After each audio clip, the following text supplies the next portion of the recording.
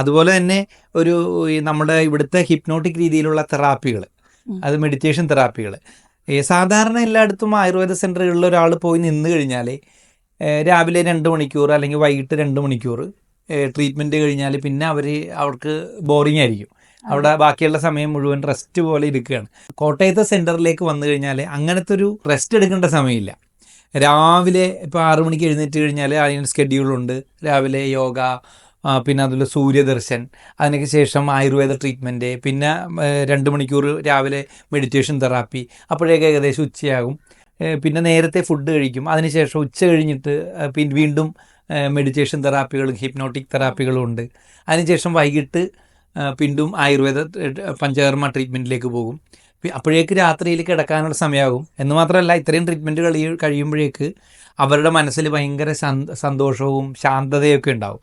ഈ ശാന്തതയിൽ പൊതുവേ അവർ ഉറങ്ങിപ്പോകും. അങ്ങനെ രാവിലെ എഴുന്നേൽക്കാനും പറ്റും. അപ്പോൾ ഈ ഒരു റൊട്ടീൻ കഴിയുമ്പോൾ തന്നെ അവരുടെ ജീവിതത്തിൽ ഒരു അടുക്കും ചിട്ടയും രൂപപ്പെടും.